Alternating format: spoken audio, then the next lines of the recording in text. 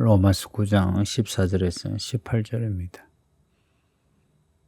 본문 앞의 이야기가 야곱과 에서 이야기입니다. 하나님이 야곱은 사랑하시어 택하시고 또 에서는 미워하셨다.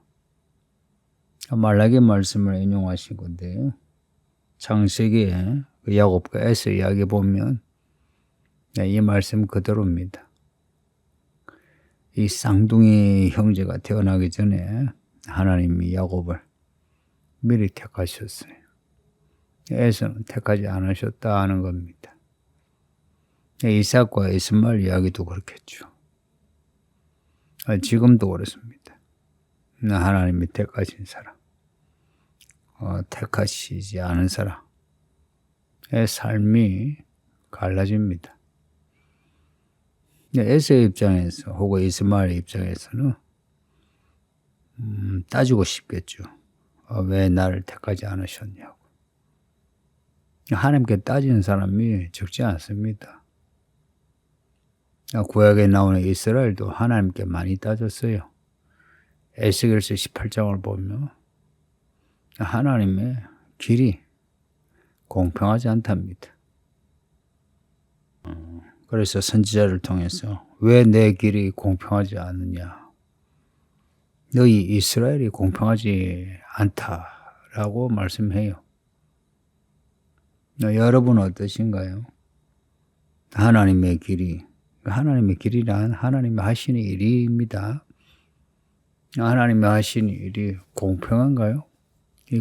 공의로운가요? 아니면 옳은가요? 의외로 많은 사람이 하나님의 불공평에 대해서 불만을 말합니다. 왜 나는 이렇게 하시느냐? 저 사람은 저렇게 잘 되고. 그리고는 또 하나님께 내가 뭘 잘못했나 하고 따집니다. 성령이 말할 수 없는 탄식으로 기도한다 하죠. 내가 뭘 성령을 답답하게 했느냐. 구약의 선지자들을 통해서 하시는 말씀은 내가 너희 때문에 마음이 찢어진다. 차라리 너희를 보고 싶지 않다. 이런 말씀 있는데 이들은 이런 선지자의 말을 받아들이지 못해요. 우리가 언제 하나님을 괴롭혔냐 하는 겁니다. 여러분은 어떠신가요? 여러분은 하나님을 괴롭히신 적이 없나요?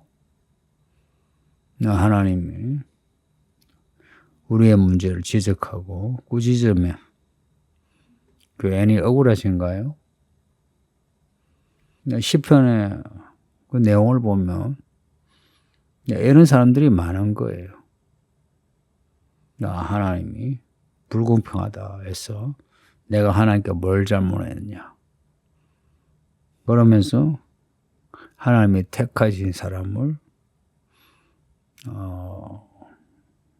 힘들게 하는 겁니다. 이런 이야기 속에 우리는 어느 쪽에 속한 것 같으냐 하는 거예요. 성경을 읽을 때 이렇게 대비되는 이야기에서 나는 어느 쪽에 속한가. 이거 발견하는 거 아주 중요한 문제입니다.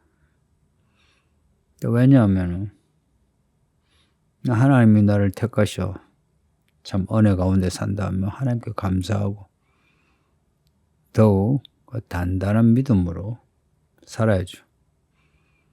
또 혹시나 우리가 에서의 입장, 이스마엘의 입장이라면 엎드려서 하나님 나 좀 도와달라고, 나 좀 구원해달라고 그래야죠.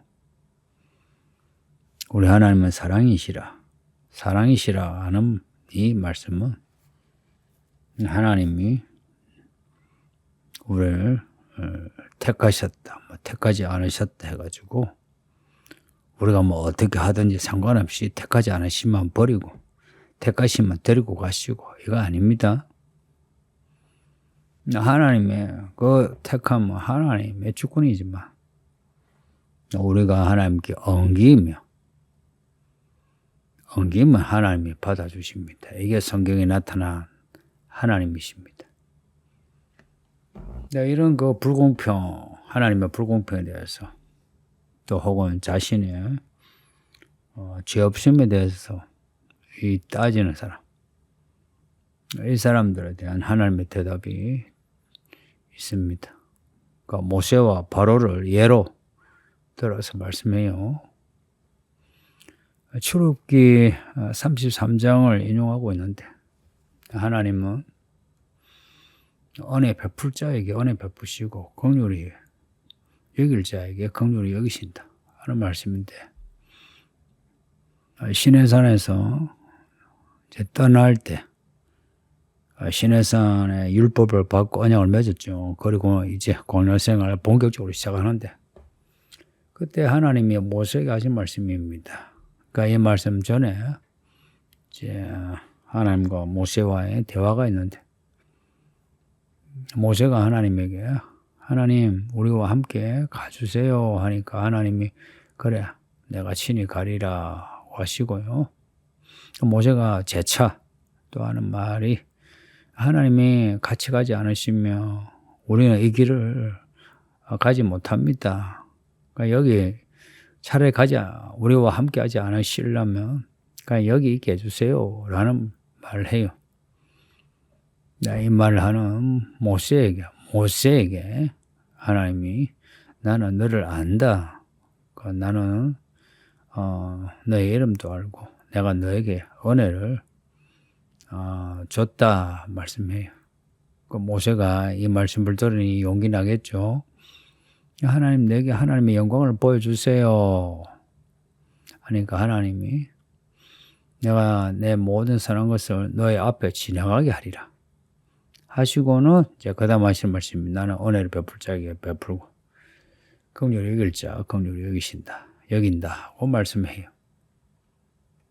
이 말씀은 하나님이 은혜를 주시던 긍휼히 여기시던 하나님은 심판하시고 벌을 주시던 하나님의 주권이요. 이 주권은 하나님의 공의에 기초합니다. 하나님의 하신 일은 다 옳습니다. 모세를 택하신 하나님, 그리고 모세에게 특별한 은혜 주신 하나님, 그리고 모세의 이스라엘을 택하시고 이끄시는 하나님, 하나님의 선택입니다. 사람이 하나님을 선택한 게 아니고 하나님이 모세를 선택하시고 이스라엘을 선택하신 겁니다. 우리의 구원은 우리가 뭘 해서 구원받은 게 아니고 하나님의 선택이란 겁니다. 그래서 믿음으로 말미암아 구원받는다는 겁니다. 무슨 믿음이겠습니까? 이런 하나님을 믿는 겁니다. 하나님이 살리시든 죽이시든 하나님 손에 우리를 맡기는 겁니다. 그리고 하나님 어떻게 하시든 군소리하지 않는 겁니다. 그리고 또 바로를 말씀하는데 바로는 17절 18절에 성경이 바로에게 이르시되 내가 이 일을 위하여 너를 세웠다. 곧 너로 말미암아 내 능력을 보이고 내 이름이 온 땅에 전파되게 하려 함이라 하신 말씀입니다. 이거 출애굽기 9장의 7째 재앙에서 그 우박재앙이죠. 하나님이 모세를 바로에게 보내셔서 하신 말씀이에요. 상상해 보세요. 모세와 바로가 만나는데 모세가 하는 말이 하나님이 바로 당신을 세우셨다고. 왜 세우셨냐? 당신으로 말미암아 하나님이 하나님의 능력을 보이고 하나님의 이름을 온 땅에 전파하려고 당신을 세웠다고 말한 거예요. 그 바로가 어떻게 들었겠습니까? 바로도 자기가 섬기는 신이 있고 또한 그 이집트에는 파라오가 신이죠. 자기가 섬기는 신도 있지만 자기 자신을 또한 신처럼 생각하는데 그 종들의 하나님이 나를 세웠다. 콧방귀를 뀌지 않았겠습니까? 그러나 앞에 그 재앙들이 있어가지고 바로의 신하들은 겁을 내고 우박의 재앙에서 매달리고 자기 가축을 집으로 들었다고 기록하고 있어요. 그러나 바로는 이 말씀을 무시하고 교만한 모습을 보입니다. 바로 그거예요. 바로가 교만한 거.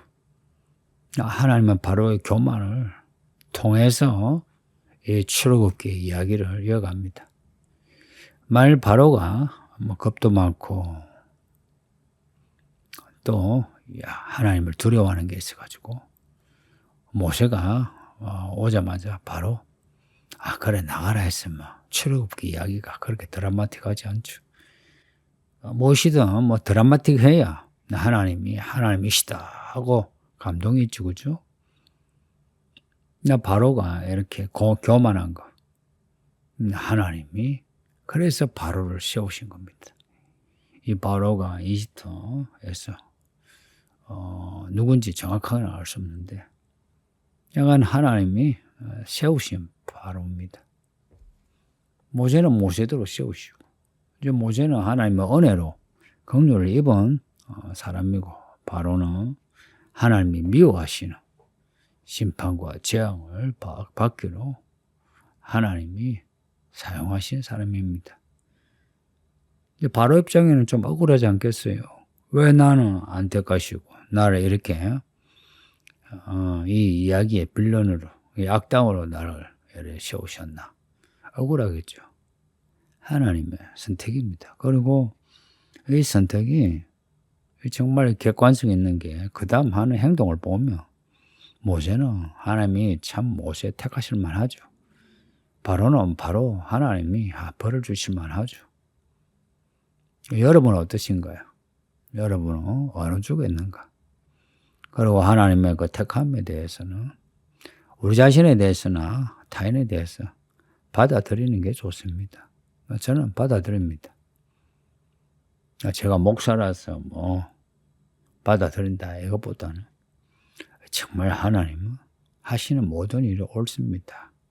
그리고 하나님의 그 옳음은 하나님의 은혜와 긍휼 이게 충만합니다. 오죽했으면 미워하셨을까? 오죽했으면 택하지 않으셨을까? 그렇게 생각해야죠.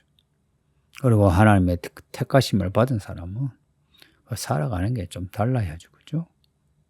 골로새서 3장을 보면 하나님이 우리를 택하셨다 하면 우리는 하나님이 거룩하시고 사랑이 하나님이시니 우리도 그 하나님의 거룩하심 그리고 사랑 많으심을 본받아서 사람들에게 은혜를 베풀고 긍휼을 베풀고 겸손하고 오래 참고 우리가 주일에 고린도전서 13장을 읽었잖아요. 이 모든 그 위에 사랑을 더하라. 이게 골로새서 3장 14절의 말씀인데 고린도전서 13장도 12장 마지막 절도 그렇죠. 더 큰 은사를 사모하라. 가장 좋은 길을 바라보라. 그 말씀하고 골로새서 3장 14절에 이 모든 그 위에 사랑을 더하라. 하나님의 택함을 받은 사람, 받았다는 건 하나님의 은혜와 긍휼을 받았다는 거예요. 그러면은 그런 사람은 살아가는 게 하나님이 은혜 많으시고 긍휼 많으신 것처럼 그렇게 베풀면서 사는 겁니다. 기도합니다. 아버지 하나님 감사합니다. 로마서 계속해서 읽게 하시니 감사합니다. 우리 모든 성도들이 하나님이 택하신 사람인 걸 알게 하사 그 은혜와 긍휼을 잊어버리지 아니하고 감화, 감동, 감사, 찬양하며 죽기까지 우리 예수님을 따라가는 믿음의 사람 되게 해주세요. 예수님 이름으로 기도합니다. 아멘.